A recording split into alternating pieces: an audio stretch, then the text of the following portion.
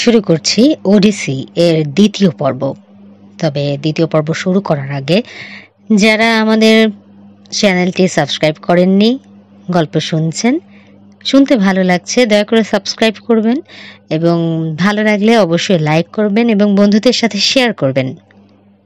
ধন্যবাদ। শুরু হচ্ছে ওডিসি এর দ্বিতীয় পর্ব। 4। এলপেনরের ইচ্ছে মতো ওডিসিউসকে আবার সার্সির দেশে আসতে হলো। তার মৃতদেহ কবরস্থ করে ওডিসিউস অনুচরদের নিয়ে সার্সির বাড়িতেই রাত কাটালেন। সার্সি তাকে পরম সমাদরে ভোজনে আপ্যায়িত করে বললে, এবার আপনাকে সাইরেনদের খপ্পরে পড়তে হবে। এরা মানুষকে বশ করে রাখে। সাইরেনদের মিষ্ট কণ্ঠস্বর যে শুনেছে সে আর বাড়ি ফিরে যাবার নাম করে না। স্ত্রী বা সন্তানদের সঙ্গে তার আর জীবনে সাক্ষাৎ হয় না। এরা মানুষের কঙ্কালে ভরা মাঠের ওপর বসে গান গায়, আর সেই গানের এক টানা সুর নাবিকদের টেনে আনে তাদের কবলে।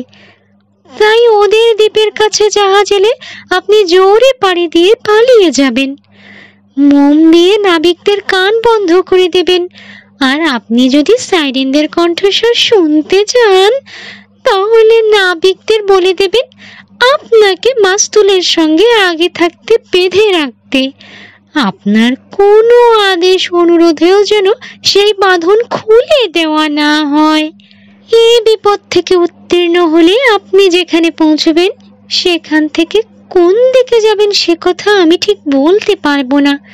অবশ্য আপনার সামনে দুটি পথ খোলা থাকবে, তার মধ্যে যেটা আপনার কাছে ঠিক বলে মনে হবে সেটা বেছে নেবেন। তবে দুটো পথের বিশেষত্ব আপনাকে আমি জানাচ্ছি। একটা পথ গেছে ভ্রাম্যমান পর্বতমালায়। ওই পর্বতগুলো সম্পূর্ণ খাড়া, এতই খাড়া যে কোনো পাখি সেখানে বসতে পারে না। যদি বা তারা বসে, তরঙ্গের আঘাতে তাদের মৃত্যু হয়। কোনো জাহাজ ও পথ দিয়ে এ পর্যন্ত যেতে পারেনি। অন্য পথে আছে দুটো পাহাড়। তার একটা পাহাড় আকাশ সমান উঁচু। সেই পাহাড়ের চূড়ায় সর্বদাই কালো মেঘ জমে আছে। কি শীত কি গ্রীষ্মে কোনো সময়ই সেই মেঘ সরে যায় না। পাথরগুলো এতই মসৃণ যে আজ পর্যন্ত কোনো লোক ধরতে পারেনি। ওই পাহাড়ের মাঝামাঝি জায়গায় একটা কুয়াশাচ্ছন্ন গহ্বর আছে। ওইটাই হচ্ছে সেই ভয়ঙ্কর দানব স্কাইলার বাসগৃহ। তার সেই হিংস্র ও ভয়াল চিৎকার কতকটা হয়তো সত্যজাত কুকুর ছানার মতো, কিন্তু তাকে দেখলে দেবতারাও ভয় পেয়ে যান। তার 12টা পা, 6টা বিভৎস মাথা আর 3 সারি ভয়ঙ্কর দাঁত। তার শরীরের অর্ধেকটা বসে গেছে গহ্বরে, কিন্তু তার লম্বা গলা বাড়িয়ে সে সমুদ্রের জীব ধরে খায়। জাহাজ কাছে দিয়ে গেলে 2-4টে নাবিক তার পেটে চলে যাবেই। আর একটা পাহাড় অপেক্ষাকৃত নিচু, তবে ওই দুটো পাহাড়ের ব্যবধান অতি সামান্য। পাহাড়ের ওপরে বড় বড় সবুজ পাতা ভরা গাছ, আর ঠিক তার তলাতেই ক্যারিপটিস কালো জল চুষে 3 বার গিলে ফেলেছে, আর দিনে 3 বার সেই জল বের করে ফেলছে। সেখান দিয়ে গেলে আপনার জাহাজগুলোর আর উদ্ধারের কোনো আশা নেই, সেগুলো খোয়া যাবেই। আমার মতে স্কাইলার পাশ দিয়ে জোরে জাহাজ চালিয়ে যাবেন। খুব বিপদ হলে মাত্র 6টা নাবিক আপনি হারাবেন। তার চেয়ে বেশি লোক স্কাইলা ছোঁ মেরে নিজের মুখে তুলে নিতে পারবে না। ওডিসিউস এতক্ষণ চুপ করে বেশ মনোযোগের সঙ্গে সার্সির কথা শুনছিলেন। এবার তিনি প্রশ্ন করলেন, আচ্ছা দেবী, আমার একটা কথা জানতে ইচ্ছে করছে। কোনো রকমে কি আমি ক্যারিবডিসের হাত থেকে মুক্তি পেতে পারি না? কিংবা স্কাইলা যখন আমার নাবিকদের ধরতে যাবে তখন সেটা কি এড়াতে পারি না? ওডিসিউসকে নির্বোধ বলে গালি দিয়ে সার্সি বললে, আপনি দেখছি সব দিক বজায় রাখতে চান। আপনি স্কাইলার হাতেও ধরা দেবেন না, আবার ক্যারিবডিসকেও এড়াতে চাইছেন। দেখুন, স্কাইলা মরবার জন্য জন্মায়নি, সে অমর। সে হচ্ছে ভীষণ, দুর্ধর্ষ, অদম্য। তার বিরুদ্ধে কোনো প্রতিরোধ ব্যবস্থা নেই। আপনার ক্যারিবডিসকে এড়িয়ে যাওয়াই উচিত। এরপরে আপনি যে দ্বীপে পৌঁছবেন সেখানে বিশাল পশুচারণ ক্ষেত্রে অজস্র সুপুষ্ট ভেড়ার দল দেখতে পাবেন। দেবকন্যা ও পরীরা ওই সব ভেড়াদের চড়ান। যদি ভেড়া দেখে আপনার নেবার ইচ্ছে জাগে, তাহলে জানবেন গৃহে গিয়ে স্ত্রীর চাঁদমুখ দেখার সৌভাগ্য জীবনে আপনার কখনো হবে না।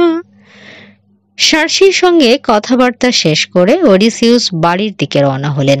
ওডিসিউসের নীল রঙের জাহাজ আবার পাল তুলল সাগরে। ভেসে যেতে যেতে তিনি অত্যন্ত মানসিক চাঞ্চল্য অনুভব করে নাবিকদের বললেন, বন্ধুগণ, আমরা মাত্র দু একজন সার্সির ভবিষ্যৎবাণী জানব এটা ঠিক নয়, তাই আমি সব কথাই সকলকে খুলে বলতে চাই।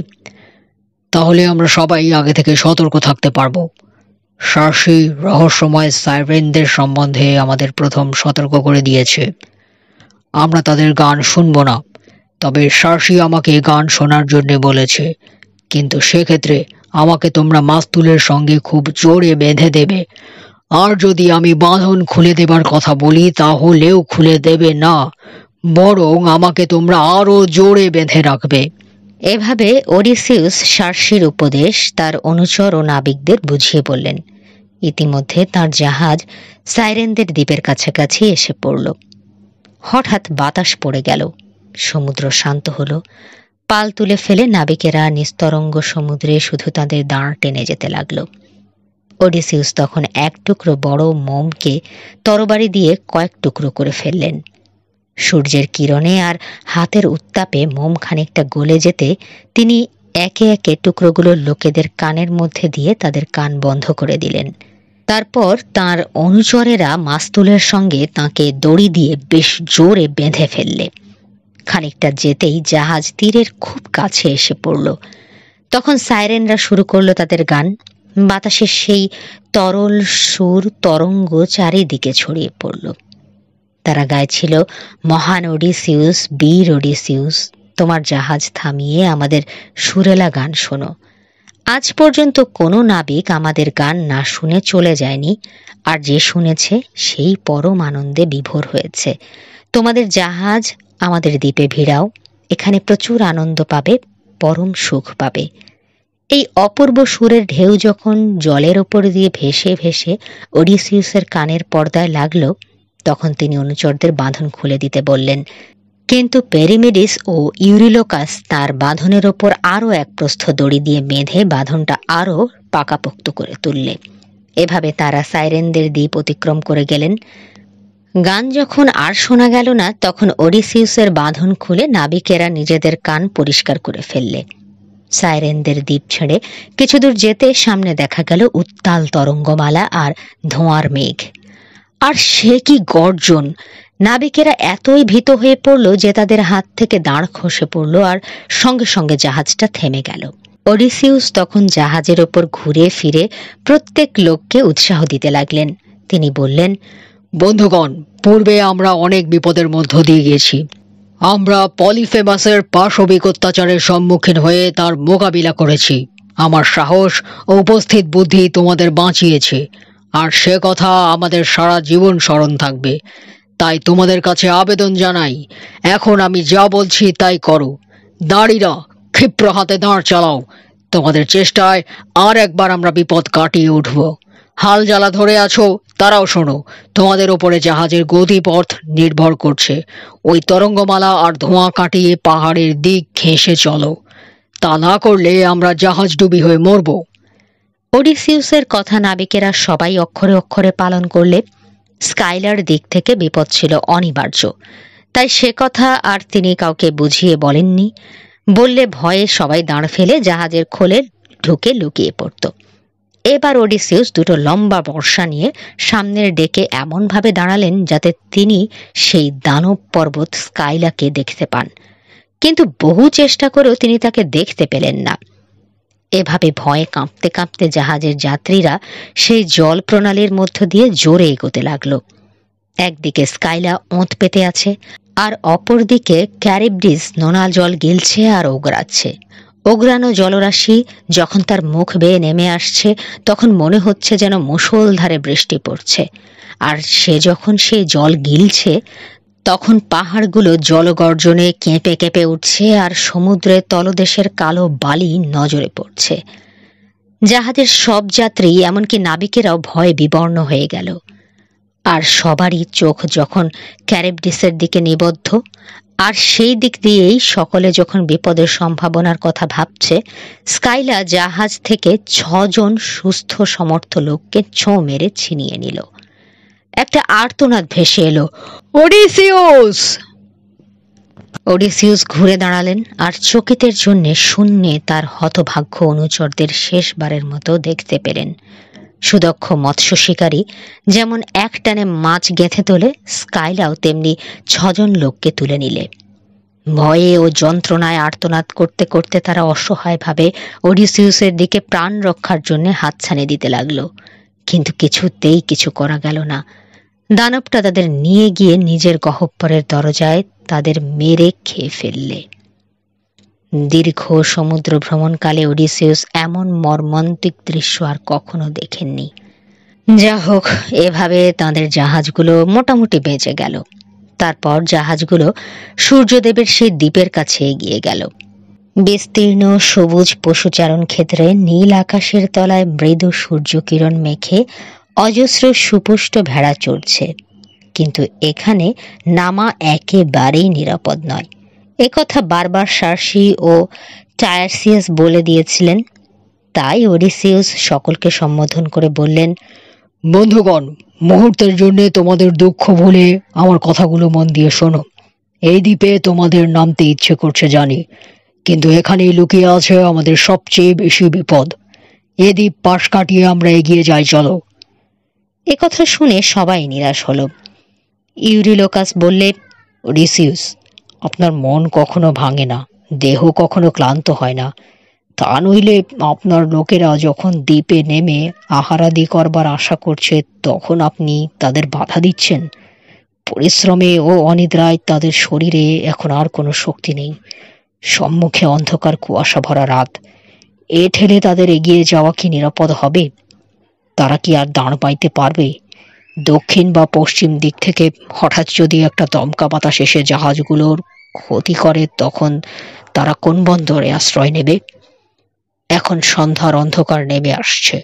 আমরা আমাদের রাতের আহার বেঁধে নিয়ে দ্বীপে নেমে 2-1 দিন একটু আমোদ আহ্লাদ করি। জাহাজ থেকে আমরা দূরে যাব না, পরে আমরা আবার যাত্রা শুরু করব। ইউরিলোকাসের এই কথায় সকলেই আনন্দ প্রকাশ করলেন।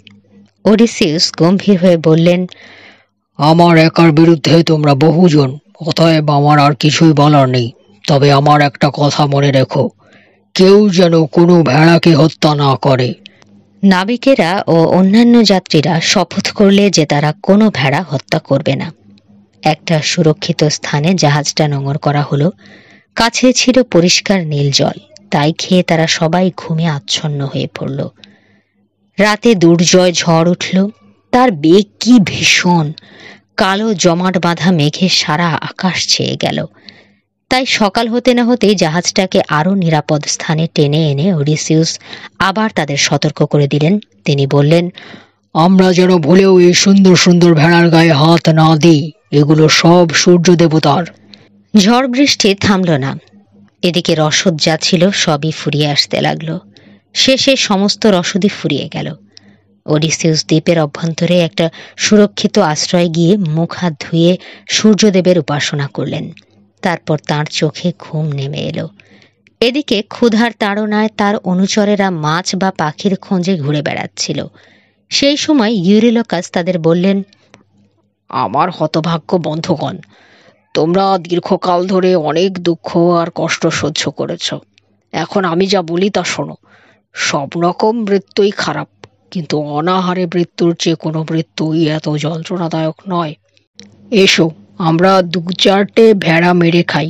তারপর আমরা যখন দেশে ফিরে যাব, সেখানে গিয়ে সূর্য দেবতার মন্দির নির্মাণ করে জীব বলি দিয়ে তাকে সন্তুষ্ট করব। তা সত্ত্বেও যদি দেবতা আমাদের জাহাজ ধ্বংস করেন, তাহলে আমি সমুদ্রের জলে ডুবে মরব, তাও ভালো। তবু অনাহারে ধীরে ধীরে এই দ্বীপে মরতে পারবো না। ইউরিলোকাসের কথা শুনে সকলেই খুশি হলো। সকলেই চাইছে আহার। ক্ষুধার যন্ত্রণা তারা আর সহ্য করতে পারছে না। কত পরিপুষ্ট নধরকান্তি ভেড়া ঘুরে বেড়াচ্ছে।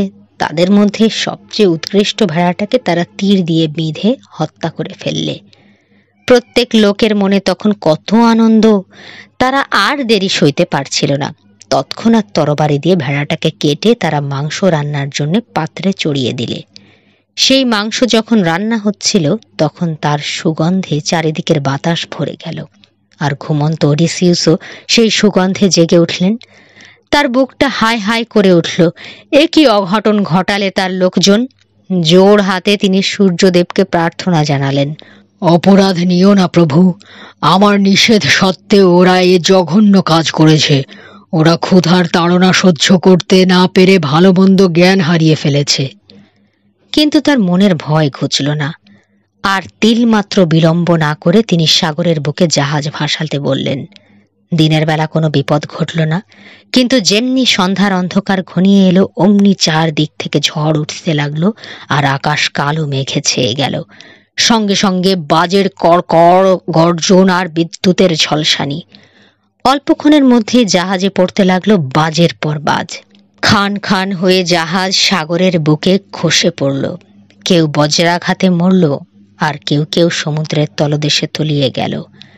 কোথাও কিছু আর দেখা গেল না, অবশিষ্ট কিছু রইল না। ওডিসিউসের ওপরে হয়তো ঈশ্বরের অসীম দয়া ছিল, তাই তিনি ছিটকে পড়লেন সমুদ্রের ওপরে। কাছেই মাস্তুলটা ভেসে যাচ্ছিল, সেটা ধরে তিনি ভাসতে ভাসতে চললেন। কেবলই ভয় হচ্ছিল, যদি আবার বাতাস তাকে স্কাইলা ও ক্যারিবডিসের পথে নিয়ে যায়, তাহলে জীবনের আশা আর কিছু মাত্র থাকবে না। কিন্তু তিনি ছিলেন গ্রিক দেবী অ্যাথেনির বরপুত্র।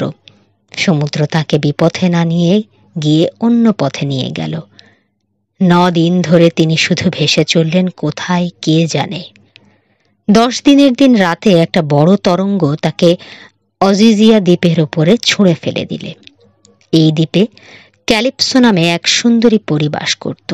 সে মরণাপন্ন হতভাগ্য ওডিসিউসকে তীরে তুলে নিয়ে নিজের বাসগৃহে আশ্রয় দিল। সেদিন দেবতাদের ঘরে একটা বৈঠক বসল। সভাপতি হচ্ছেন স্বয়ং দেবরাজ জিউস।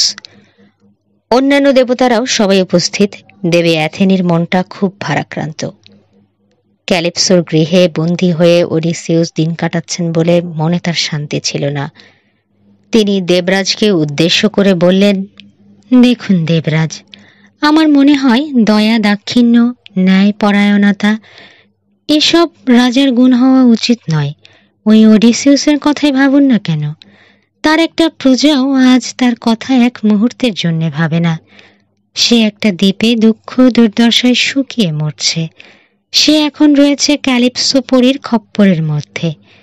তার না আছে কোনো জাহাজ, না আছে কোনো নাবিক। ইথাকায় ফিরে যাওয়া আজ তার স্বপ্নের বাইরে। একথা শুনে দেবরাজ জিউস দূত হারমিসের দিকে চেয়ে বললেন, সেই সুন্দরী পরীর কাছে গিয়ে আমাদের সিদ্ধান্ত জানিয়ে এসোগে। ওডিসিউস বহু দুঃখ কষ্ট সহ্য করেছে, এবার তাকে বাড়ি ফিরতে দিতে হবে। তবে এবারের যাত্রাও তার সুখের হবে না।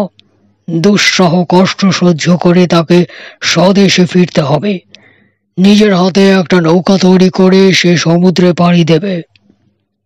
20 দিনের দিন সে পৌঁছবে এক সুসমৃদ্ধ দেশে।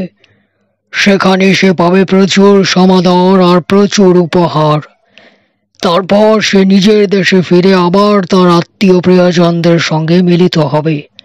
এই তার বিধিলিপি। এর ব্যতিক্রম করার কোনো অন্য উপায় নেই। হারমিস তখন তার সোনার তৈরি মনোরম চটি জুতো পায়ে দিয়ে আর হাতে লাঠি নিয়ে ক্যালিপসোর বাড়ির দিকে রওনা হলেন। অসীম অনন্ত সমুদ্র পার হয়ে তিনি যখন সেই সুদূর দ্বীপে এলেন, তখন বেলা অপরাহ্ন। সুন্দরী ক্যালিপসো বাড়িতেই ছিলেন। ঘরের কোনো অগ্নিকুণ্ডে আগুন জ্বলছে। ধূপ ধুনোর গন্ধে চারদিক আমোদিত। ঘরের কাজ করতে করতে ক্যালিপসো চমৎকার গান গাইছিল। সুগন্ধি গাছে ছাওয়া পাখির কলকুজনে মুখরিত পরীর এই গুহাগৃহ অতিশয় মনোরম। সামনেই বাগান, বাগানে অজস্র আঙুর ফলেছে, আর পাশ দিয়ে ছোট্ট একটা পার্বত্য নদী কলকল করে বয়ে সমুদ্রে পড়ছে। দেবদূত স্থির হয়ে দাঁড়িয়ে একবার চারদিকের মধুর দৃশ্যটা দেখে নিলেন। তিনি মুগ্ধ, হতবাক। ক্যালিপসো তাকে দেখেই চিনল। ওডিসিউস তখন গৃহে ছিলেন না। তিনি সমুদ্র তীরে বসে তার অশান্ত মনটাকে সান্ত্বনা দিচ্ছিলেন। ক্যালিপসো হারমিসকে একটা সোনার আসনে বসতে আমন্ত্রণ জানালো। তারপর সে প্রশ্ন করল, বলুন তো দেবদূত, কি উদ্দেশ্যে আপনার এখানে আগমন হয়েছে? বলুন না আপনার মনের কথা। সাধ্যাতীত কোনো কাজ না হলে আমি তা নিশ্চয়ই করব। তবে আপনার জবাব শোনার আগে আপনার জন্য কিছু জলখাবার নিয়ে আসি। পরী টেবিলের ওপরে কিছু অমৃত ফল ও কিছু লাল পানীয় রাখলে। আহারের পর কিছুটা আরাম বোধ করে দেবদূত ক্যালিপসোর প্রশ্নের উত্তর দিলেন। তিনি বললেন, দেবরাজ জিউস আমাকে পাঠিয়েছেন, তা না হলে আমি এই দুস্তর সমুদ্র পার হয়ে এখানে আসতাম না। আর জানেন তো, তার কথা অগ্রাহ্য করার শক্তি কোনো দেবতারই নেই। আপনার এখানে ভাগ্য বিতাড়িত একজন মানুষ আশ্রয় পেয়েছে। দেবতাদের প্রকোপে পড়ে তার সর্বস্ব নষ্ট হয়ে গেছে, আর তার প্রতিটি অনুচর মারা পড়েছে। দেবরাজ আদেশ করেছেন এবার তাকে তার দেশে পাঠিয়ে দিতে। ক্যালিপসো এ কথা শুনে ভীত কম্পিত কণ্ঠস্বরে বলল, তোমরা দেবতারা বড় নির্দয়। আমি যে একটা লোকের সঙ্গে ঘর বাঁধব, সেটা আর তোমাদের সহ্য হলো না। সমুদ্রে লোকটা ভেসে যাচ্ছিল, আমি তাকে সাদরে অভ্যর্থনা করে আশ্রয় দিলুম, তার সেবা করলুম, আশা করেছিলাম তাকে অমরত্ব ও চির যৌবন দান করব। কিন্তু হায়, আর তা হলো না। জিউসের ইচ্ছার বিরুদ্ধে যাওয়া আমার পক্ষে সম্ভব নয়। আমি তাকে ছেড়ে দেব, তবে আশা করবেন না যে আমি তাকে তার দেশে পৌঁছে দেব। আমার না আছে জাহাজ, না আছে নাবিক, তবে দেশে যাবার পথ আমি তাকে বাতলে দেব। হারমিস বিদায় নিলে পরী তৎক্ষণাৎ তার অতিথিকে খুঁজে বের করল। ওডিসিউস তখন সমুদ্র তীরে বসেছিলেন। সুন্দরী ক্যালিপসো এসে তার পাশে দাঁড়ালো। সে বলল, প্রিয় বন্ধু, আমার কাছে বেঁধে রেখে আর তোমাকে বেশি দুঃখ দিতে চাই না। এই দ্বীপ যদি ছেড়ে যেতে চাও, আমি তোমাকে সাহায্য করব। তবে তোমাকেও খুব কর্মঠ হতে হবে। গাছ কেটে তোমাকে নৌকো তৈরি করে সেই নৌকোয় সমুদ্রে পাড়ি দিতে হবে। আমি অবশ্য তোমার নৌকো নানা খাদ্য সম্ভারে আর মিষ্ট মধুর পানীয়ে বোঝাই করে দেব। পোশাকও তোমায় দেব। এখন দেশে ফিরে যাওয়াটা তোমার বরাত। ওডিসিউস উত্তর দিলেন, এরকম একটা ছোট নৌকোয় ভর করে এই বিশাল সমুদ্র পার হওয়া প্রায় অসম্ভব। যদি দেবতাদের শুভেচ্ছা না থাকে, তাহলে আমি নিশ্চয়ই এভাবে সমুদ্র যাত্রা করব না। সুন্দরী ক্যালিপসো মৃদু হেসে উত্তরে বলল, প্রিয় ওডিসিউস, এ কথা তুমি ভাবছ কেন? দেবতারা তোমার উপর সদয়। এই বিষয়ে তুমি নিশ্চিন্ত থাকতে পারো। এরপর দুজনে গুহায় ফিরে এলো। সেখানে পরীর দাসীরা বিবিধ সুখাদ্য এনে ওডিসিউসের সামনে রাখলে। উভয়ে খাদ্য ও পানীয় গ্রহণ করলে। পরী এবার বলল, জানি তুমি তোমার প্রিয় দেশ ইথাকায় ফিরে যাবার জন্য উৎসুক। আমিও চাই তুমি সুখী হও, কিন্তু তুমি যদি বুঝতে পারতে তোমার কপালে এখনো কত দুর্ভোগ আছে, তাহলে তুমি এখান থেকে নড়তে না, আমার কাছেই থেকে যেতে। ওডিসিউস বললেন, দুঃখ কষ্ট সহ্য করা বাল্যকাল থেকেই আমার অভ্যাস হয়ে গেছে। সেজন্যে আমি ভাবি না, না হয় আর একবার বিপদে পড়ব, কিন্তু স্বদেশ এবং নিজের পিতা ও স্ত্রী পুত্রকে আমি কিছুতেই মন থেকে মুছে ফেলতে পারছি না। সূর্য অস্ত গেল, চারদিক অন্ধকারে ছেয়ে গেল।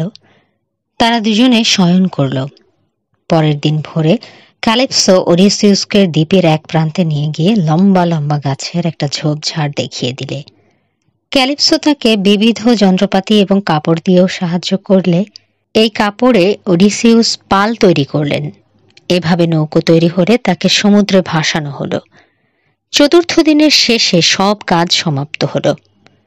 5 দিন পরে সুন্দরী ক্যালিপসো ওডিসিউসকে বিদায় দিলে। বিদায়ের সময়ে সে ওডিসিউসকে সমুদ্রের বাঁ দিকে ঘেঁষে এগিয়ে যেতে অনুরোধ করল।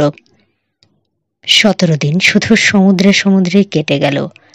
18 দিনের দিন তার চোখ পড়ল ছায়া ঢাকা পাহাড়ে ঘেরা কিসিয়ানদের দেশ। দেশটি কুয়াশা ভরা, সমুদ্রের বুকে একটা ঢালের মতো দেখাচ্ছিল। যখন তিনি দ্বীপের প্রায় কাছাকাছি এসেছেন, তখন প্রচণ্ড ঝড় উঠল, আর উঠল তেমনি তুফান। তরঙ্গের পর তরঙ্গ নৌকোটার ওপর দিয়ে বয়ে গেল। বেশিক্ষণ আর নৌকোটা ঠিক রাখা গেল না।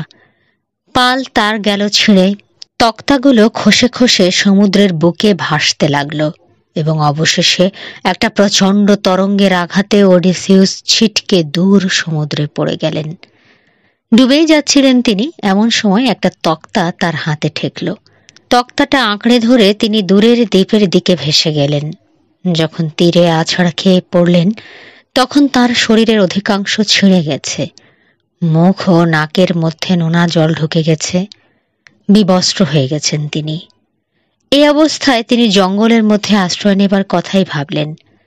সেখানে জন্তু জানোয়ারের ভয় থাকলেও লোকলজ্জার ভয় নেই। তাছাড়া ঝড় বৃষ্টি ও রোদ থেকেও সেখানে খানিকটা নিরাপদ থাকা যায়। এসব বিবেচনা করে তিনি জঙ্গলের মধ্যে শুকনো পাতা জড়ো করে নিজের সামান্য পরিধেয় এবং বিছানার মতো একটা কিছু তৈরি করলেন। আর সে সময়ে তার কাছে সেটা সুখসজ্জা বলেই মনে হলো। মুহূর্ত মধ্যে তিনি ঘুমিয়ে পড়লেন। যে দেশে ওডিসিউস এবার এলেন সেটা কিসিয়ানদের রাজ্য। এ রাজ্যের লোকেরা খুব ভালো নৌকো চালাতে পারে। তারা খেলাধুলো, নাচ গান ইত্যাদি বিবিধ বিষয়ে বেশ ওস্তাদ। দেশের রাজার নাম আলসেন্স। তার মেয়ে রাজকন্যা নৌসিকা অপূর্ব রূপলাবণ্যবতী। সেদিন তিনি ঘোড়ার গাড়িতে চড়ে নদীতে নাইতে এসেছিলেন। সঙ্গে ছিল কয়েকজন দাসী। তার স্নান করার কাপড় চোপড় তারাই বয়ে এনেছিল। নদীর যে অংশে নৌসিকা স্নান করছিলেন, সেখান থেকে ওডিসিউস যে বনে ঘুমোচ্ছিলেন সেটা বেশি দূরে নয়। স্নানরতা রাজকন্যা ও তার দাস দাসীর হাস্যকলরল শুনতে পেয়ে ওডিসিউস জেগে উঠলেন। ঘুমের জড়তা অবশ্য তাঁর তখনও ঠিক যায়নি, কিন্তু সেই আধো ঘুম ও আধো জাগরণ অবস্থাতেও তার হুঁশ পুরোপুরি বজায় ছিল। তিনি যে সমুদ্রের লোনা জল মেখে কুৎসিত কদর্য রূপ ধারণ করেছেন তা তিনি বুঝতে পেরেছিলেন। তার ওপর তাঁর পরনে আছে গাছের শুকনো পাতা। সেই সামান্য আচ্ছাদনে মেয়েদের সামনে বেরোতে তার প্রথমে ভদ্রতায় বাঁধল, অথচ অন্য কোনো উপায় তো নেই। এটা কোন দেশ? এদেশের লোকেরা সভ্য না অসভ্য এসব জানা এখনই তার খুবই দরকার, নইলে তার জীবন সংশয় হবে তো বটেই, হয়তো তার দেশে ফেরাও অলীক স্বপ্ন হবে। তাই বন থেকে তাকে বেরোতেই হলো। সঙ্গে সঙ্গে রাজকন্যার দাসীরা যেন ভূত দেখেছে এমনভাবে পালিয়ে গেল। একমাত্র রাজকন্যা নৌসিকা নিজে শক্ত হয়ে দাঁড়িয়ে রইলেন। দুজনের মুখোমুখি দেখা হলো। ওডিসিউস এখন কি করবেন? তিনি কি নতজানু হয়ে বস্ত্র ভিক্ষা করে শহরে যাবার পথে জিজ্ঞাসা করবেন, না আরো ঘন জঙ্গলে পালিয়ে যাবেন। শেষে তিনি পালিয়ে না যাওয়াই ঠিক করলেন। এগিয়ে গিয়ে তিনি বললেন, ভদ্রে, আমি আপনার দয়া প্রার্থী। সমুদ্রে নৌকোডুবি হয়ে আমার এই দুর্দশা। আমাকে এক প্রস্থ পোশাক দিয়ে শহরে যাবার পথ বলে দিন। আমি এই স্থানের কোনো লোককেই জানি না।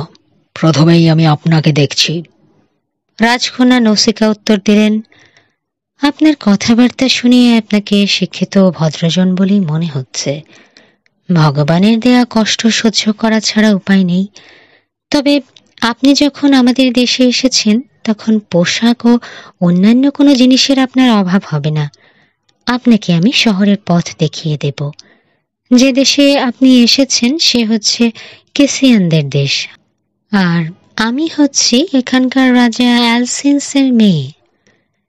সাথী ও দাসদাসীদের পালাতে দেখে এবার নৌসিকা তাদের ধমক দিয়ে বললেন, থামো তোমরা, একজন মানুষকে দেখে পালাচ্ছ কেন? হতভাগ্য মানুষটি নৌকোডুবি হয়ে এখানে এসে পড়েছেন। এখন একে সাহায্য করা আমাদের উচিত। তোমরা এখন একে কিছু খাদ্য ও পানীয় দাও, পরে ইনি রাজপ্রাসাদে গিয়ে আশ্রয় নেবেন। রাজকন্যার হুকুম সঙ্গে সঙ্গে তামিল হলো।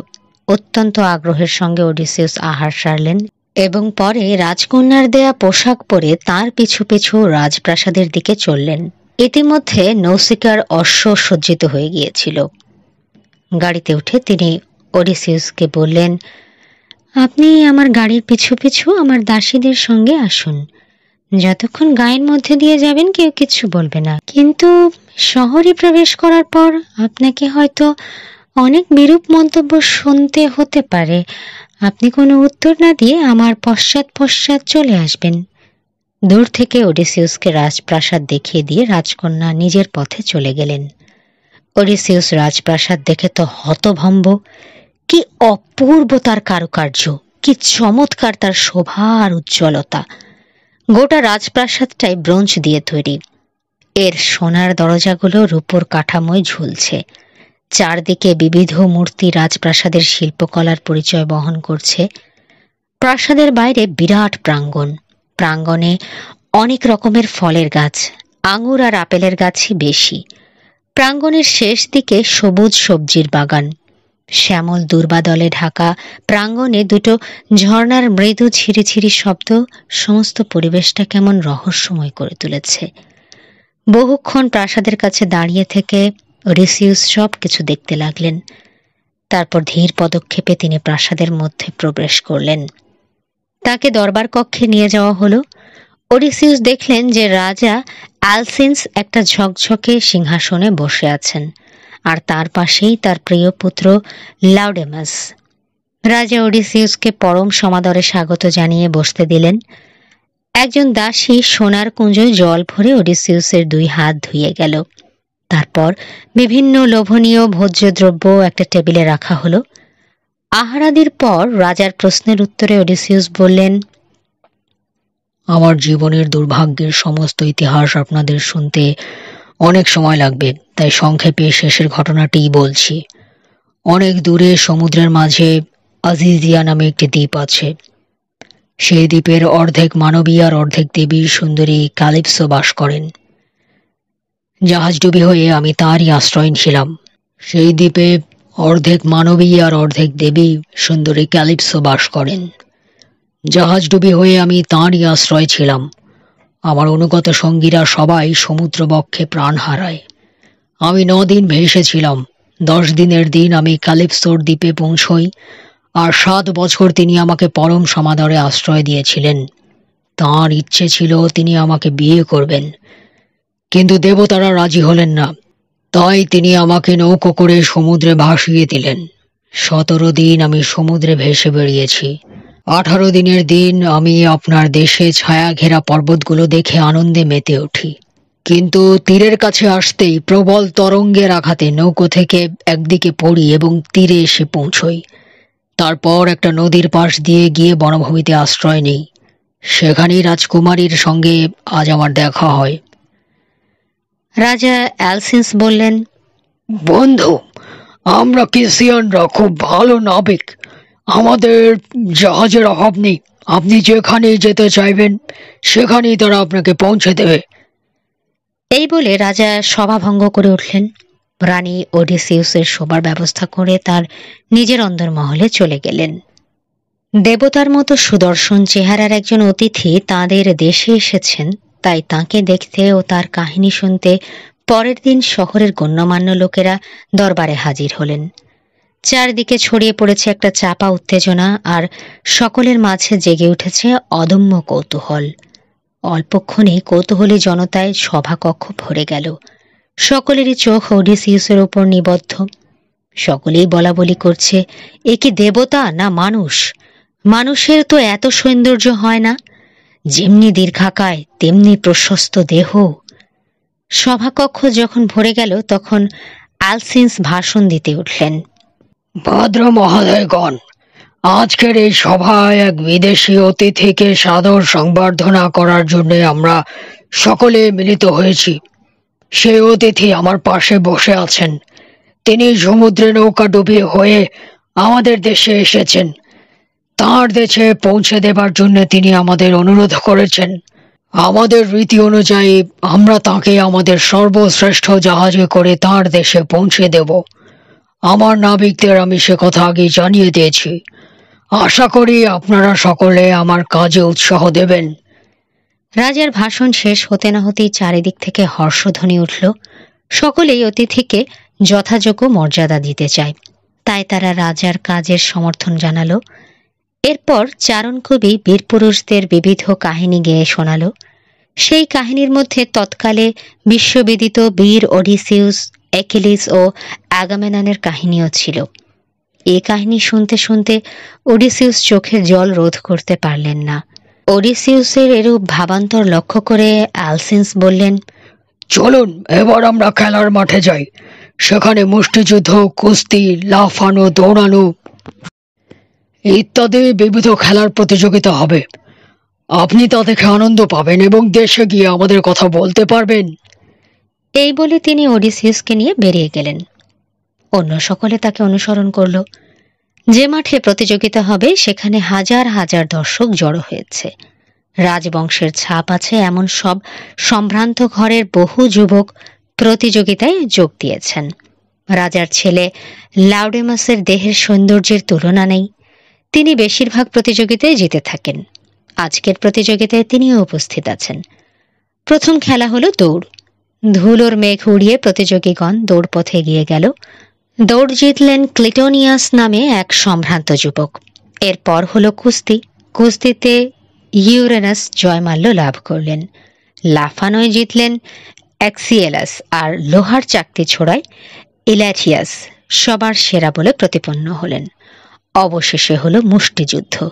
মুষ্টিযুদ্ধে অ্যালসিন্সের ছেলে লাউডেমাস শীর্ষস্থান অধিকার করে প্রচুর প্রশংসা লাভ করলেন। প্রতিযোগিতার শেষে লাউডেমাস জনতা ও সম্ভ্রান্ত ব্যক্তিদের উদ্দেশ্য করে এক প্রস্তাব করলেন। আমাদের অতিথির সুগঠিত দেহ, তার উরু ও পায়ের দিকে একবার তাকিয়ে দেখুন। তার হাত দুটো বেশ সবল, নিশ্চয়ই তিনি খুব বলবান। আর তাকে ঠিক বুড়োও বলা যায় না, তিনি নিশ্চয়ই কোনো না কোনো খেলায় বিশেষ পারদর্শী। ইউরেনাস বললেন, লাউডেমাস, আমি তোমার কথার সমর্থন করি। যাও, তার সঙ্গে কথা বলে এসো। উৎসাহিত হয়ে লাউডেমাস এগিয়ে গিয়ে ওডিসিউসকে বললেন, আসুন না মশাই, কিছুক্ষণের জন্য সব ভাবনা মন থেকে মুছে ফেলে যে কোনো একটা খেলায় যোগ দিন। আপনাকে দেখলে মনে হয় আপনি খুব বড় ব্যায়ামবীর।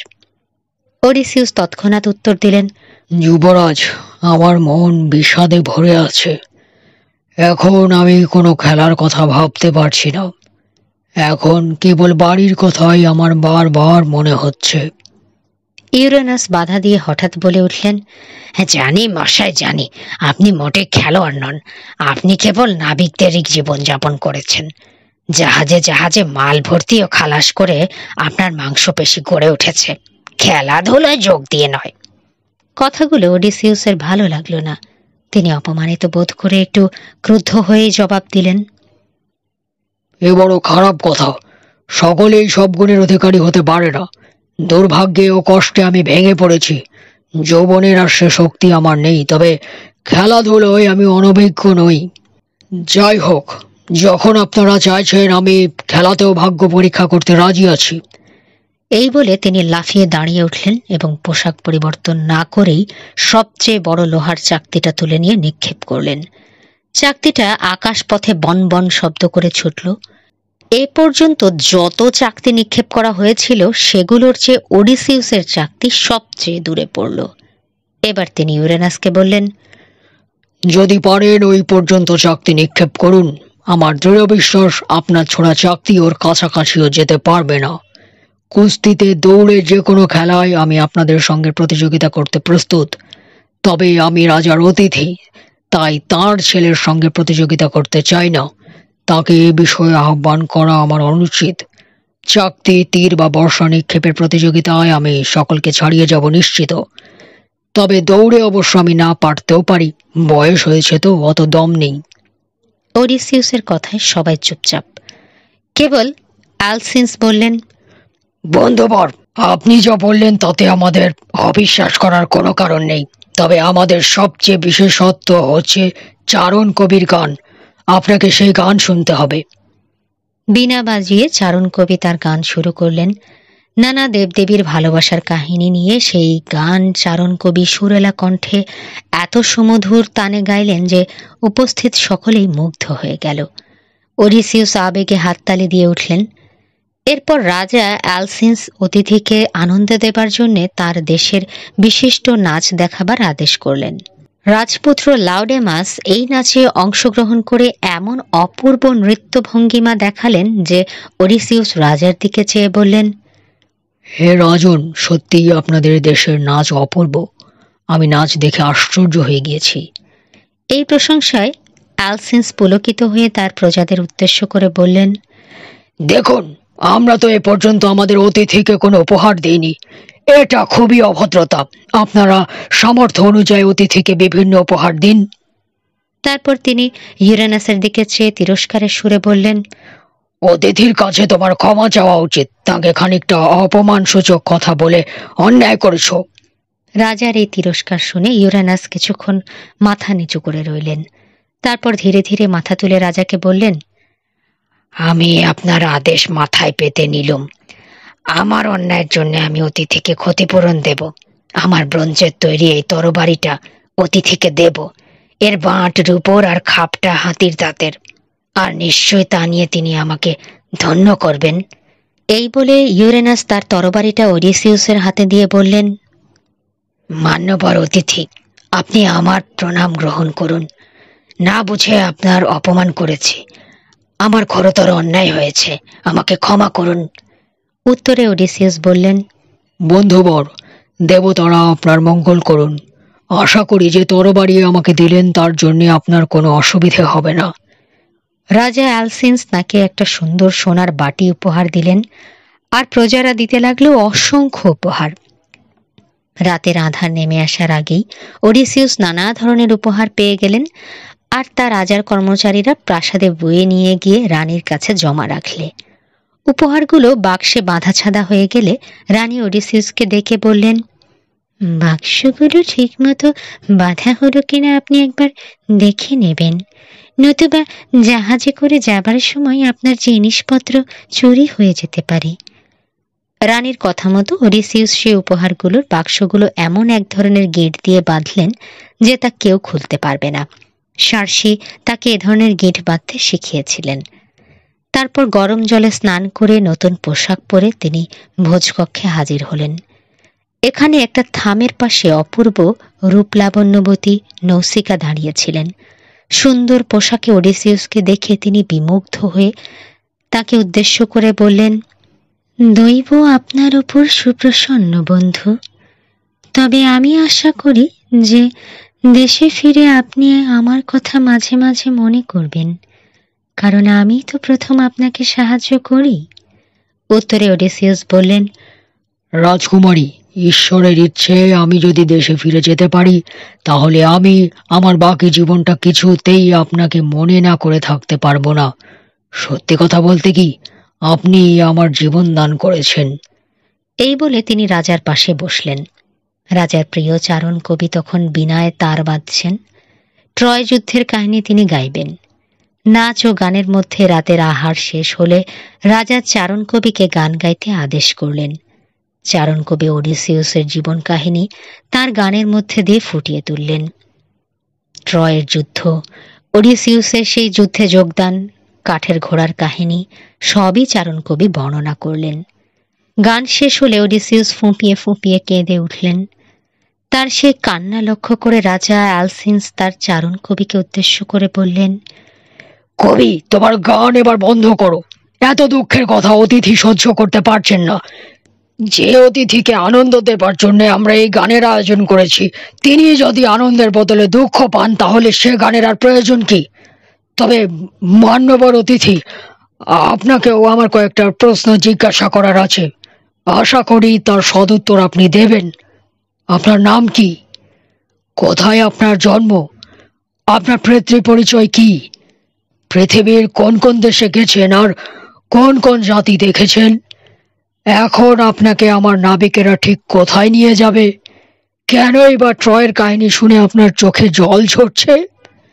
তখন ওডিসিউস তার নিজের পরিচয়, ট্রয় যুদ্ধের কথা এবং তার সুদীর্ঘ সমুদ্র ভ্রমণের খুঁটিনাটি বিবরণ দিলেন।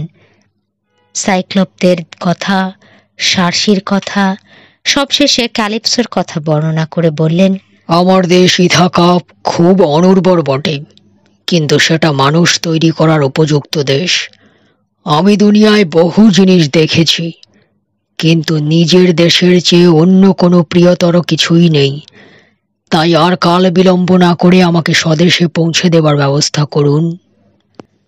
8 একটা শুভ দিন দেখে কিসিয়ানদের জাহাজে চড়ে ওডিসিউস নিজের জন্মভূমির দিকে রওনা হলেন। রাজা অ্যালসিন্স ও তার প্রজারা তাকে যেসব উপহার দ্রব্য দিয়েছিল সেগুলো কাঠের বাক্সের মধ্যে ভরে রাখা হয়েছিল। সেগুলো জাহাজের একটা নিরাপদ স্থানে রাখা হলো। রাজার অনুচরেরা ওডিসিউসের জন্য জাহাজের ডেকের ওপরে একটা পুরু কম্বল আর তার উপরে একখানা সাদা চাদর পেতে দিল। জাহাজে উঠে ওডিসিউস সেই বিছানায় শুয়ে পড়লেন। আর জাহাজ যেমনি চলতে শুরু করলো সেই মুহূর্তেই তার চোখে নেমে এলো যত রাজ্যের ঘুম। ঘুমন্ত ওডিসিউসকে নিয়ে জাহাজ তরঙ্গের দোলায় দুলতে দুলতে এগিয়ে চলল। যখন আকাশে ভোরের তারা দেখা গেল তখন জাহাজটা ইথাকার কাছে এসে গেছে। জাহাজের যাত্রা শেষ হলো। ইথাকার সমুদ্র তীরের কাছে অন্তরীপের মতো একটা নিরিবিলি জায়গা ছিল। সেখানে একটা প্রকাণ্ড অলিভ গাছ ছিল, আর গাছটার পাতাগুলো ছিল খুব দীর্ঘ। এই অলিভ গাছটার কাছেই একটা মহান পবিত্র গুহা। গুহার উত্তর দক্ষিণে ছিল দুটো দরজা। উত্তরের দরজা দিয়ে মানুষ আর দক্ষিণের দরজা দিয়ে দেবতা প্রবেশ করত। সেই গুহার কাছেই কিসিয়ানরা তাদের জাহাজ নোঙর করলে। জাহাজটা এমনভাবে নোঙর করা হলো যে তার অর্ধেকটা তীরভূমিতে আটকে গেল। তখন নাবিকেরা কম্বল শুদ্ধ ঘুমন্ত ওডিসিউসকে তুলে তীরভূমিতে শুইয়ে দিল। বালির ওপরে শায়িত ওডিসিউসের তখনও ঘুম ভাঙল না। তারপর তারা একে একে ওডিসিউসের উপহারের বাক্সগুলো নামিয়ে অলিভ গুঁড়ির কাছে রেখে দিলে। তার উপরে কিছু অলিভ পাতাও বিছিয়ে দেওয়া হলো যাতে কেউ না সেগুলো দেখতে পেয়ে চুরি করে। সব কাজ শেষ হলে কিসিয়ানরা বাড়ি ফেরার জন্য রওনা হলো। ওডিসিউসকে এভাবে নিরাপদে ইথাকায় পৌঁছে দেবার জন্য সমুদ্র দেবতা পসাইডনের রাগটা শেষ পর্যন্ত কিসিয়ানদের উপর গিয়ে পড়ল। কিভাবে কিসিয়ানদের উপর প্রতিশোধ নেওয়া যায় সে বিষয়ে তিনি দেবরাজ জিউসের পরামর্শ চাইলেন। তিনি বললেন, দেবরাজ, সাগরের বুকে আমি কিসিয়ানদের ওই চমৎকার জাহাজটা ধ্বংস করতে চাই, যাতে ওরা আর কোনোদিন পথিকদের নিরাপদে স্থানে পৌঁছে দেবার সাহস না করে। আর আমি ওদের শহরটা উঁচু পাহাড় দিয়ে ঘিরে দিতে চাই। দেবরাজ জিউস উত্তরে বললেন, তা তুমি করতে পারো। দেবরাজের কাছ থেকে উৎসাহ পেয়ে পসাইডন কিসিয়ানদের দেশে গেলেন।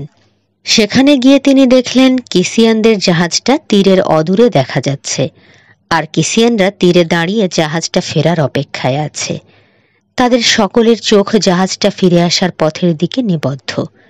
ঠিক সেই সময় পসাইডন তীর থেকে অল্প দূরে জাহাজটাকে হাতের এক আঘাতে পাহাড়ে পরিণত করে সাগরের বুকে গেঁথে দিলেন।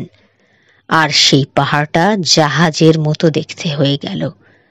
তারপর তিনি শহরের চারিদিকে সারি সারি পাহাড় বসিয়ে দিলেন। জাহাজের মতো দেখতে সেই পাহাড়টা আজও পৃথিবীর লোকের কাছে একটা চরম বিস্ময়। এদিকে ওডিসিউসের যখন ঘুম ভাঙল, তখন তিনি তার স্বদেশকে চিনতে পারলেন না। দেবী অ্যাথেনি সারা দেশটা এক অদ্ভুত ধরনের কুয়াশায় আবরণ দিয়ে ঢেকে দিয়েছিলেন। তাই ইথাকার পাহাড় পর্বত নদ নদী গাছপালা সবই ওডিসিউসের কাছে অপরিচিত মনে হলো। তিনি দাঁড়িয়ে উঠে একবার চারদিকে তাকিয়ে বললেন, এ আমি কোথায় এলুম? এ কাদের দেশ? এটা অসভ্য বর্বরদের দেশ, না কোনো সভ্য মানুষের দেশ? কি আশ্চর্য! কেসিয়ানরা আমাকে কোথায় রেখে চলে গেল? তাদের আমি সৎ লোক ভেবেছিলুম, কিন্তু এখন দেখছি তারা তো তা নয়। দেখি আমার জিনিসপত্রগুলো সব ঠিক আছে কিনা। পরীক্ষা করে তিনি দেখলেন যে তার সমস্ত জিনিস ঠিকঠাক আছে, কিছুই খোয়া যায়নি। কিন্তু তবুও তার মনে শান্তি এলো না। কোথায় তার জন্মভূমি? এ কথা ভেবে সমুদ্রের তীরে বসে তিনি কাঁদতে লাগলেন। ওডিসিউস যখন শোকাকুল হয়ে সমুদ্র তীরে বসে আছেন, ঠিক সেই সময় হলো দেবী অ্যাথেনির আবির্ভাব। তবে তিনি এলেন যুবকের ছদ্মবেশে। ওডিসিউস দেখলেন তার সামনে এক যুবক। তার সাজ পোশাক দেখে তাকে রাজপুত্র বলেই মনে হয়। তার হাতে একটা বর্ষাও রয়েছে। ছদ্মবেশী দেবী অ্যাথেনিকে দেখে ওডিসিউস বললেন, আপনি নিশ্চয়ই আমার শত্রু নন। আপনাকে দেখে আমার বিশ্বাস হচ্ছে আপনার কাছে আমার জীবন ও সম্পদ নিশ্চয়ই নিরাপদ। এখন আমাকে বলুন, এ কোন দেশ? এটা কি কোনো দ্বীপ, না কোনো ভূখণ্ডের অংশ? এখানকার লোকেরা বর্বর না সভ্য? এদেশের লোকেদের নাম কি? মৃদু হেসে ছদ্মবেশী দেবী অ্যাথেনি উত্তর দিলেন, হয় আপনি নির্বোধ, আর নয়তো সমুদ্রে ঘুরে ঘুরে আপনার মাথা খারাপ হয়ে গেছে, তাই এদেশের নাম জিজ্ঞাসা করছেন। পৃথিবীর এক প্রান্ত থেকে আরেক প্রান্ত পর্যন্ত প্রতিটি লোকের মুখে মুখে এদেশের নাম ছড়িয়ে আছে। দেশটা অবশ্য সেরকম উর্বর বা সমৃদ্ধ নয়, তাহলেও এখানে ধান জন্মায় আর এখানকার তৃণক্ষেত্র অপূর্ব। তাই গরু ছাগল এদেশে যত চড়ে বেড়ায়, অন্য কোথাও এত গরু ছাগল নেই। এখানকার বনভূমি বহু লোকের কাম্য। তাই এমনকি সুদূর ট্রয় দেশেও ইথাকার নাম লোকের মুখে মুখে। ইথাকার নাম শোনার সঙ্গে সঙ্গে ওডিসিউসের অন্তর আনন্দে ভরে উঠল। কিন্তু তিনি মনের ভাব গোপন করে চাতুরীর আশ্রয় নিয়ে উত্তর দিলেন, ক্রিট দ্বীপেও আমি যে ইথাকার নাম শুনিনি তা নয়। আমাকে একটা খুনের দায়ে পালিয়ে পালিয়ে বেড়াতে হচ্ছে। খুন করে যে সব জিনিস লুট করেছি তা ওই অলিভ গাছের তলায় রয়েছে। তারপর একটা ফিনিশিয়ান জাহাজে ঘুরতে ঘুরতে এখানে এসে পড়ি। সেই জাহাজের নাবিকেরা যখন এদেশের তীরভূমিতে আহারের জন্য নেমেছিল, ঠিক সেই সময় আমি গভীর ঘুমে আচ্ছন্ন হয়ে পড়ি, আর তারা আমাকে ফেলে রেখে পালায়। ওডিসিউসের এই কথা শুনে ছদ্মবেশী যুবক হেসে ফেললেন। ধীরে ধীরে তার চেহারার পরিবর্তন হলো এবং তিনি এবার একজন সুন্দরী মহিলার বেশে দেখা দিয়ে উত্তর দিলেন, তুমি কি শয়তান ওডিসিউস! চাতুরীতে তুমি যে আমাকেও হার মানিয়েছ। যাক, যথেষ্ট হয়েছে। কিন্তু আশ্চর্য হচ্ছে এই ভেবে যে তুমি আমাকে চিনতে পারলে না কেন। আমি তো তোমার সঙ্গে সর্বক্ষণই রয়েছি। তুমি যাতে নিরাপদে দেশে ফিরে আসতে পারো তার সমস্ত ব্যবস্থাও তো আমি আগাগোড়াই করেছি। যা হোক, এখন ধৈর্য ধরো। কাউকে বলো না যে তুমি দেশে ফিরে এসেছো। সকল লাঞ্ছনা ও অপমান এখন মুখ বুজে সহ্য করো। দেবী অ্যাথেনির কৃপায় এবার কুয়াশা মিলিয়ে গেল আর ইথাকার গ্রাম অঞ্চল নজরে পড়ল। আর এখানেই শেষ হচ্ছে ওডিসি এর দ্বিতীয় পর্ব। পরবর্তী পর্ব শুনতে সাথে থাকুন গল্প বাই ঘাসফড়িং এর। ধন্যবাদ।